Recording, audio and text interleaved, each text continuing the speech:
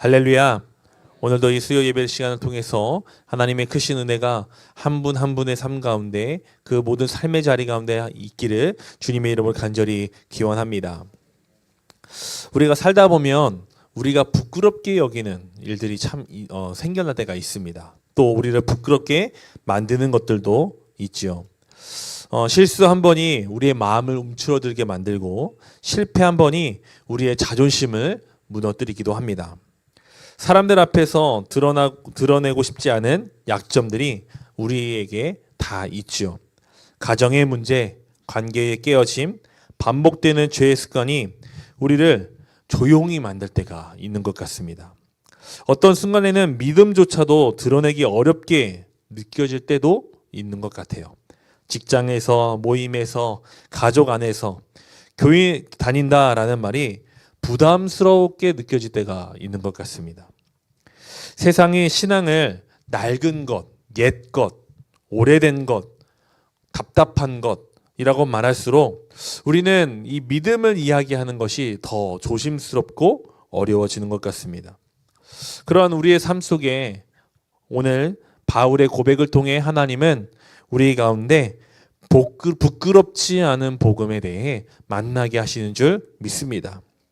바울은 복음을 숨기지 않겠다는 정도로 이 고백을 한 것이 아니라 복음이 부끄러울 수 없다라고 이야기하는 것입니다.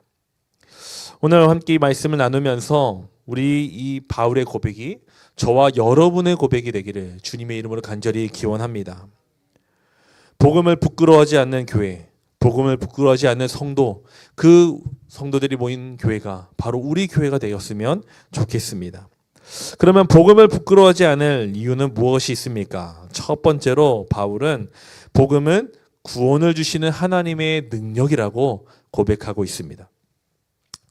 바울은 복음을 설명할 때 좋은 말이라고 얘기하지 않습니다. 복음을 복된 소식이라고 얘기하잖아요. 그런데 이 좋은 말, 복된 이야기에서 그치는 것이 아니라 바울은 이 복음을 능력이라고 표현하고 있습니다. 복음이 무엇입니까? 복음은 예수 그리스도의 십자가와 부활로 하나님께서 죄인을 구원하셨다는 소식을 이야기합니다. 복음은 인간이 해냈다라는 것을 이야기하는 것이 아니라 하나님이 하셨다라는 선포를 담고 있습니다. 그래서 복음은요, 내가 하나님께 올라가는 게 아닙니다. 내가 하나님께 나아가는 것이 아니고요. 하나님이 우리 가운데 내려오시고 하나님이 우리의 삶 가운데 오셔서 우리를 건지시 사건에 대해서 이야기하는 것이 바로 복음이라는 것입니다. 바울이 말하는 이 능력, 헬라어는 디나미스, 여러분 많이 좀 들어보셨을 단어입니다. 이 디나미스는 어떤 우리가 할 수 있는 가능성이나 분위기를 말하는 것이 아닙니다. 이것은요, 실제로 일을 일으키는 실행력이라고 이야기합니다. 그러니까 단순히 능력이라고 했을 때 내가 이걸 할 수 있어 라는 의미로서 이야기하는 것이 아니고요. 실제로 우리 삶에 그렇게 나타나는 행동들을, 결과들을 포함하는 단어가 바로 이 능력이라는 단어의 뜻입니다.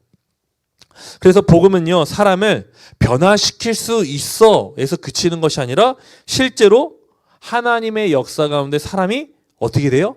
변화되는 것, 이것을 이야기하는 것입니다. 그래서요, 복음은요, 우리가 말의 감동으로 끝나는 것이 아니라 우리 삶에 실제로 생명의 사건으로 만나게 되는 하나님의 능력이 되는 것이죠. 여러분은 왜 이 자리에 나왔습니까? 좋은 말 들으시려고 나왔습니까? 재밌는 거 보려고 나오셨습니까?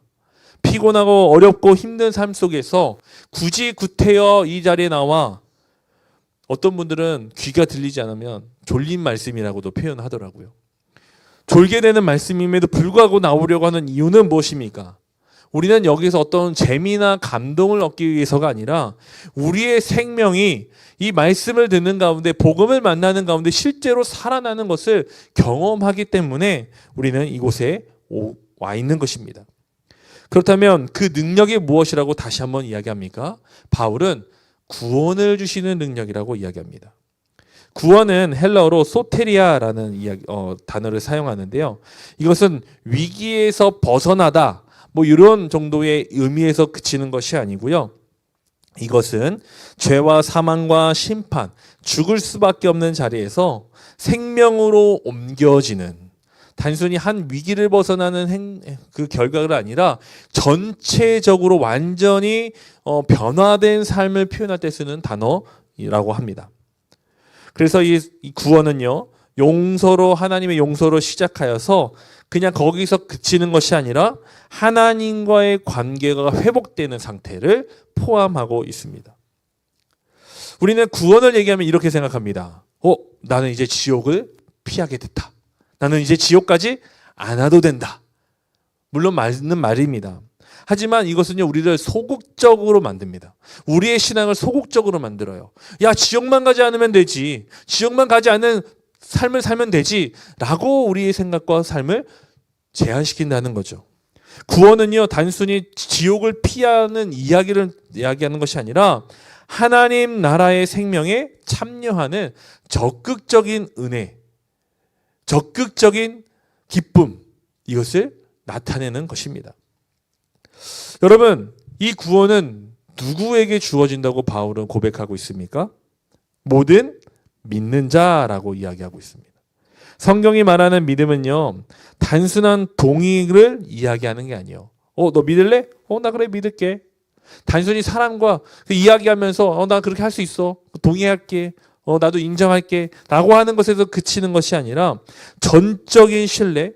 이 전적인 신뢰라는 말은요, 예수 그리스도께 내 삶을 맡기는 전인적인 의탁의 행위를 이야기하는 거예요. 난 동의해. 그 말 맞는 것 같아. 좋은 말이야. 라고 그치는 것이 아니라 내가 바로 거기에 내 삶을 전부를 걸게. 라고 이야기하는 뜻입니다. 여기에 우리는 조금 더 집중하여 모든이라는 단어를 볼 필요가 있습니다. 복음에는요, 빠지지 않는 것이 있는데 그것은 뭔지 아니면 믿음뿐만 아니라 모든이라는 단어입니다. 여러분, 이 모든이라는 단어는요, 아주 우리에게 중요한 하나님의 은혜를 포함하고 있습니다. 이 모든이라는 단어가 없으면요, 하나님은 선택적인 사람들만 구원을 시키시죠. 그러면 우리는 그 선택 안에 들어갈 수도 있지만 못 들어갈 수도 있다는 거죠. 그런데 이 모든이라는 단어 속에서 우리는 누구에게나 열려진 구원의 은혜를 경험하게 되는 겁니다. 이 모든은요, 경계선을 무너뜨리는 말입니다. 차별을 그 모든이라는 단어 앞에서 다 끊어내는 은혜를 이야기하고 있습니다. 심지어 이 모든은 과거를 뛰어넘는 능력이 됩니다. 인종과 계층과 실패의 기록이 구원의 문을 닫지 못한다라는 뜻이 이 모든이라는 단어에 담겨져 있습니다. 단순히 그 시대의 바울의 고백을 듣는 사람들에게만 행하는 것이 아니라 하나님이 원하시는 사람들, 하나님이 원하는 사람들이 있는 그 지역 사람들만 그 구원을 경험하는 것이 아니라 시공간을 뛰어넘어 이제 그 주님을 믿음으로 고백하는 이 모든 사람에게 동일하게 주시는 은혜라는 것을 지금 고백하고 있는 것이죠. 그래서 바울은 먼저는 유대인에게요, 그리고 헬라인이라고 자랑스럽게 자신 있게 이야기하는 것입니다. 약속이 먼저 맡겨진 유대인에게서 시작된 복음이 열방으로, 하나님께서 열방으로 예수 그리스도를 통해 확장시켰음을 이야기하고 있는 것이죠. 그 은혜를 지금 누가 누리고 있습니까? 우리가 누리고 있다는 거예요. 여러분, 우리는 이 말씀을 통해, 바울의 이 고백을 통해 분명한 결론에 도착하게 됩니다. 여러분, 복음은요, 특정 집단의 소유물이 아닙니다. 하나님께서 누구에게나 열어놓으신 구원의 길입니다. 여기서 우리는 복음이 부끄럽지 않을 첫 번째 이유를 찾게 됩니다. 여러분, 복음은요, 내 체면을 세우는 말이 아니에요. 내 체면을 만드는 말이 아닙니다. 내 영혼을 살리는 능력입니다. 여러분, 그 능력을 부끄러워한다고 말하는 것은요, 그 자체가 이미 맞지 않는다는 겁니다. 복음은 취향이 아니라 우리 안에 구원의 열매입니다. 복음은요, 누군가의 의견을 말하는 것이 아니라 하나님의 능력입니다. 여러분, 이 사실을 믿음으로 복음을 부끄러워하지 않는 바울과 같은 오늘날의 믿음의 사람들이 되기를 주님의 이름으로 간절히 기원합니다. 그럼에도 불구하고 우리가 복음이 부끄러워지는 이유는 무엇입니까? 도대체 복음이 부끄럽다는 것은 우리 삶에 무엇을 의미하는 것입니까? 여러분, 복음이 약합니까? 복음이 부족합니까? 여러분 삶에 복음을 말하고 복음을 자랑스러워하려고 한다면 복음에 무엇인가가 더해져야 합니까? 복음이 무엇인가 부족해서 우리가 복음을 부끄러워하는 것입니까? 사실 아닙니다. 여러분, 부끄러움은 복음의 결함이 아니라 우리의 두려움에서 생기는 결과입니다. 여러분 이해되시나요? 복음은요, 우리가 복음을 부끄러워하는 이유는 복음이 무엇인가 부족하거나 약해서가 아니라 우리가 이 복음을 믿지 못하고 다른 것에 대하여 두려움을 느끼는 것 때문에 우리가 선택하게 되는 태도가 바로 부끄러움이라는 태도라는 것입니다. 우리가 부끄러워진 순간들이 있죠. 예수님 믿는다는 말이 부끄러워지는 그 때는 어느 때입니까? 그 말을 통해서 나와 함께하는 이들과의 관계가 불편하게 될까봐 우리는 그것을 두려워하면서 그 복음을 말하는 것을 부끄러워한다는 거예요. 그 사람과의 관계가 어려워지는 것을 걱정하고 두려워해서 복음을 부끄럽게 여긴다는 겁니다. 복음이 부끄러워서 말을 하지 않는 것이 아니라 관계가 어려워질까봐 복음을 부끄러워한다는 거예요. 믿음의 선택이 나에게 손해로 돌아올까봐 염려가 된다는 겁니다. 세상의 조롱이 내게 쏟아질까봐 겁나서 복음을 부끄러워한다는 겁니다. 그래서 우리는 믿음을 말하기보다는 숨기고 내 개인적인 감정과 삶의 어떠한 취미 생활처럼 만들어버린다는 것입니다. 여러분, 바울이 말하는 부끄러워하다라는 이 단어는요, 단순히 민망함, 그 단어를 뜻하는 것이 아니고요, 수치와 낙인 때문에 뒤로 완전히 물러서다라는 뜻을 갖고 있습니다. 그러니까 완전히 숨어버리는 행동, 숨어 있는 상태, 그것을 뜻하는 것이 바로 부끄러움이라는 단어입니다. 즉 우리가 그렇다면 복음을 부끄러워한다는 것은 무엇을 말하는 겁니까? 복음이 거짓이라고 얘기하는 거예요. 스스로가 우리가 부끄럽기 때문에 그 복음이 약하다고 부족하다고 우리가 스스로 숨어버리는 태도를 말하는 것이라는 겁니다. 여러분, 복음 때문에 내가 사회적으로 손해보고 평가가 떨어지고 외톨이가 될까 두려워 우리는 침묵하게 됩니다. 당시 로마 제국에서 십자가는요, 영광이었을까요? 치욕이었을까요? 우리는 십자가의 영광이라고 노래하고 찬양하잖아요. 그래서 교회마다 뭘 걸어놔요? 십자가를 걸어놓고요. 사람들은 뭘 목에다 걸어요? 십자가를 목에, 금으로 만든 십자가, 은으로 만든 십자가를, 반짝반짝이는 십자가를 걸어놓습니다. 누가 요즘에 그 십자가를 보면서 치욕이라고 얘기합니까? 오히려 아름답고 예쁘고 이렇게 표현하죠. 위대하고 뭔가 숭고하고 이런 표현을 담고 있잖아요. 그런데 그 당시에 로마의 사회 상황에서 십자가는요, 가장 치욕스러운 일이었습니다. 범죄자에게 주어지는 가장 수치로운 형벌이 바로 이 십자가입니다. 그런데 기독교는, 우리 교회는요, 십자가에 달리신 예수님을 뭐라고 고백합니까? 나의 구주라고 고백하고 있습니다. 세상은 그 당시에 많은 사람들이 이렇게 얘기한 거죠. 무슨 소리냐? 십자가의 저 치욕스러운 자리에 올라간 사람이, 저 죄인이 어떻게 주가 될 수 있느냐? 사람들이 논리적으로, 시대적으로 그때의 믿음을 가진 사람들에게 도전했던 거예요. 조롱했던 거예요. 이 이야기를 들었을 때 여러분, 신앙을 갖는 것이 쉬웠을까요? 너무 힘들었을 겁니다. 마음이 흔들렸을 겁니다. 오늘도 조롱의 방식만 바뀌었을 뿐이지 본질은 같습니다. 세상은 성공과 결과를 기준으로요, 사람을 평가합니다. 힘과 스펙을 기준으로 사람의 가치를 정하는 시대입니다. 그런 환경 속에서 비춰보면요, 우리가 기쁨의 소식, 복음이라고 말하는 것을 두고 보면 얼마나 연약한 것처럼 느껴집니까? 예수님 믿으면 성공할 수 있습니까? 예수님 믿으면 우리가 힘과 스펙을 얻어서 세상보다 뛰어나집니까? 우리가 봐도 그건 아니거든요. 그렇지 않습니다. 그러니까 우리가 그 복음을 자랑하여 나타내는 것이 무엇인가 부족한 것 같아서 이야기하지 못하게 되는 것이죠. 근데 여러분 기억하십시오. 내가 부끄럽게 여길지라도 복음은 작아진 적이 없습니다. 복음은 그 일을 멈춘 적이 없습니다. 그래서 바울은 부끄러워하는 우리를 향하여 정면으로 지금 고백하고 있는 것입니다. 나는 복음을 부끄러워하지 않는다. 복음은 결코 부끄러운 소식이 아니기 때문이다. 여러분, 우리는 이 마음 속에서 두 번째 복음을 부끄러워하지 않을 이유를 맞이해야 합니다. 그래서 바울은 더 강력하게 고백합니다. 17절의 말씀입니다. 함께 읽어볼까요? 시작.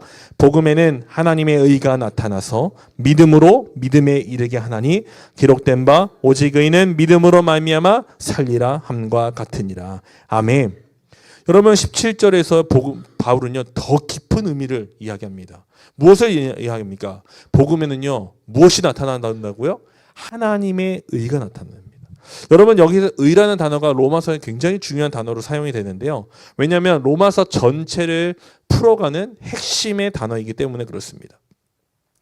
하나님의 의라고 얘기하면요, 제일 먼저 드러나는 사실이 뭐냐면 하나님은 옳으시다. 하나님은 정의로우시다. 하나님은 의로우시다라는 것이 분명하게 이야기되고 있습니다. 하나님은 그래서 거룩하신 겁니다. 옳으신 하나님이기 때문에 거룩하신 거예요. 죄를 가볍게 여기지 않으시는 분이십니다. 하나님의 의는요, 그 안에 하나님의 공의와 진실하심, 성실하심이 포함되어 있는 단어이기도 합니다. 이게 무슨 말이냐면요, 하나님은 공의로우신 하나님이시죠. 의로운 하나님이시죠. 옳은 것을 기뻐하시고 거룩하신 하나님이십니다. 그리고 그것을 만들어내시고 그것을 유지하시고 그것을 지키시고 그것을 전파하시는 하나님이시라는 겁니다. 그 안에서 세상은 창조되었고 그래서 창조된 세상은 처음 상태는 어떤 상태였어요? 의로운 상태였다는 거예요. 처음 하나님이 만드셨기에 그 의로움을 확장시키신 그 세상이 바로 이 땅이었는데 하나님은 그것을 유지하고 지키시는 것을 공의롭게 하셨던 겁니다. 그런데 그것을 어떻게 해요? 진실하게 성실하시게. 그래서 우리가 그 하나님을 고백할 때 우리는 다른 표현으로 이렇게 표현합니다. 언약의 하나님, 약속의 하나님. 여러분 우리가 그 이유가 있습니다. 왜냐하면 하나님은 의로운 분이시기에 약속을 지키신다. 우리는 약속을 100% 지킬 수 있습니까? 없습니까? 없어요. 하지만 약속을 100% 지키시는 분이 계신데 누굴까요? 하나님이에요. 그러한 모습을 우리는 의롭다라고 이야기할 수 있다는 것이죠. 그런데 그 하나님의 의가 이 세상에 나타내는 방식이 오늘 우리에게 드러났습니다. 하나님의 그 의가 우리 삶에 주어지고 나타나고 보여지고 우리가 알 수 있는 방법이 생겼는데요. 그것이 무엇입니까? 바로 복음이라는 것입니다. 이 말은요, 아주 중요한 전환을 만듭니다. 여러분, 하나님의 의가 복음 안에 드러나는 방식이 있다는 뜻인데요. 그 방식은요, 죄인을 무너뜨립니까? 죄인을 정죄하는 것입니까? 그것을 통해서 의를 드러내십니까? 너 죄인이야. 너는 지옥행이야. 이렇게 하면서 하나님의 의가 나타나는 것일까요? 아니에요. 우리는 그렇게 생각하는 사람이 한 명도 없습니다. 교회를 다니면서 내가 죄인이야. 난 죽을 수밖에 없어. 하나님부터 그런 명령을 받았어. 나는 끝났어. 라고 펑펑 우는 교인들이 있습니까? 아니죠. 다 뭘 얘기해요? 나는 죄인이지만 하나님의 은혜로 구원받았다고 얘기해요. 여기서 우리는 의로움이 무엇으로 나타난지를 깨닫게 됩니다. 복음 안에서 나타나는 하나님의 의는 죄인을 정죄하는 의가 아니라 죄인을 살리는 은혜임을 우리에게 알려주는 것입니다. 하나님은 우리를 미워하지 않으시고 우리 안에 있는 죄를 미워하시기에 그 죄를 해결하시고자 가장 강력한 방법을 사용하셨는데 그것이 뭐예요? 예수 그리스도를 이 땅에 보내시어 십자가에 죽게 하심으로 그 죄값을 치르게 하신 것입니다. 그래서 우리가 십자가를 바라보아야 한다는 거예요. 여러분 십자가는요 하나님의 공의가 무너질 사건이 아닙니다. 오히려 십자가는요 하나님의 공의가 성취된 사건입니다. 하나님은 죄를 그냥 넘기지 않으셨습니다. 동시에 하나님은 죄인을 그냥 그대로 내버려 두지도 않으셨습니다. 이 두 가지가 동시에 있을 수 있는 이유는 예수 그리스도께서 대속의 죽음으로 죽으셨기 때문에 그렇습니다. 그래서 복음 안에서 나타나는 하나님의 의는 심판의 기준을 넘어 구원의 선물로 우리에게 나타나는 것입니다. 우리는 스스로 의를 만들어 하나님께 제출할 수 없습니다. 내 의는 이렇게 만들었습니다. 하나님 어떠십니까? 드릴 수가 없습니다. 하나님의 의는 하나님께서 그리스도 안에서 우리에게 옷 입혀 주시는 선물입니다. 이것을 우리는 다른 말로 칭의라고 하죠. 의롭게 여겨주심. 여러분, 그 의롭게 여겨주신 은혜를 입은 사람은 단순히 그 자리에서 나 기쁘다 행복하다는 것을 그치는 것이 아니라 성화의 삶으로 나아가게 되어 있습니다. 성화의 삶은 무엇이냐? 복음을 부끄러워하지 않는 삶입니다. 여러분, 우리가 성화의 삶을 삽시다 그러면 더 기도해야 되고요, 더 말씀 읽어야 되고, 교회 살아야 되고 이렇게 생각하잖아요. 그게 아니라는 거예요. 그거는 하나의 모습일 뿐이지. 그래서 여러분, 성화의 삶의 핵심은요, 복음을 부끄러워하지 않는 거예요. 어디서요? 나의 삶의 모든 자리에서요. 여러분, 복음은요, 죄인들을 부끄럽게 만들기 위해 존재하는 소식이 아닙니다.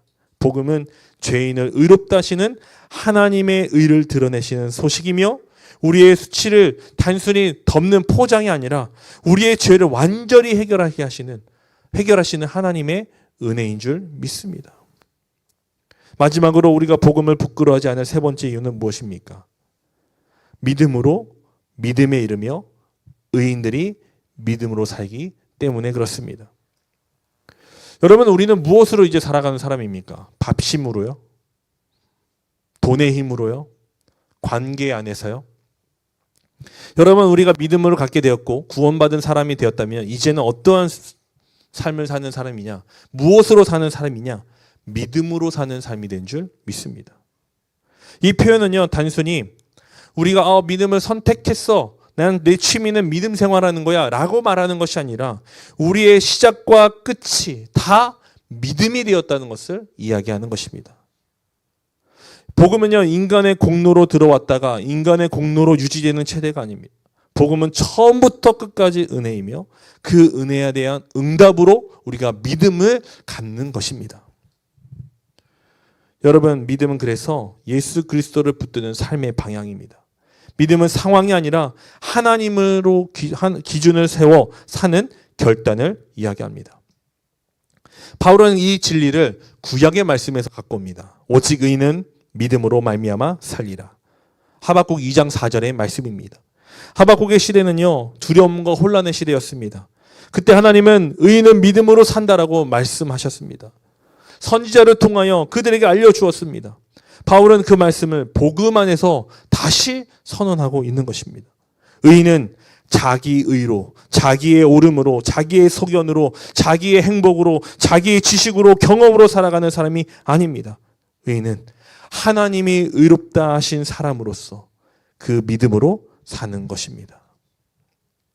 여러분, 산다는 것은요, 단순히 내가 생존하는 것을 의미하는 것이 아닙니다.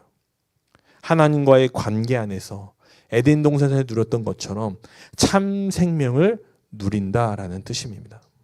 믿음은 한 번의 감정이 아닙니다. 매일의 호흡입니다. 믿음은 위기 때만 쓰는 비상 도구가 아닙니다. 평소의 삶을 지탱하는 우리 삶의 근본이요, 기초입니다.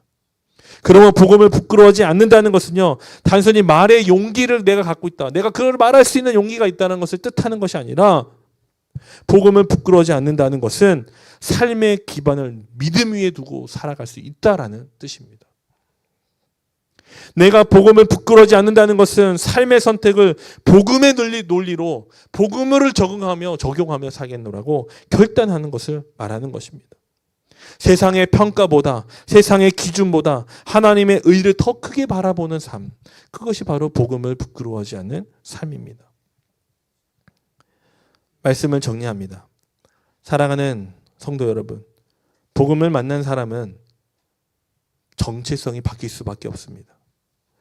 복음을 만난 사람은 더 이상 수치가 나를 규정하게 만들지 않습니다.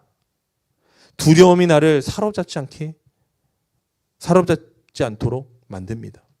복음을 만난 사람은 하나님의 의가 나를 붙든다는 사실로 살아가는 사람입니다. 나는 부족하다가 내 인생의 마지막 말이 아니라 하나님이 나를 의롭게 하셨다는 것이 나의 삶의 마지막 고백이 되는 것입니다. 여러분, 그래서 복음을 만난 사람은 복음을 자랑할 수밖에 없습니다. 여기서 자랑은요, 자기 과시를 말하는 게 아니에요. 나 이만큼 믿었어. 나 이만큼 할 수 있어. 이렇게 자기 과시를 하는 것을 자랑하는 것을 이야기하는 것이 아닙니다. 자랑은요, 은혜의 사실을 숨기지 않는 정직을 말합니다.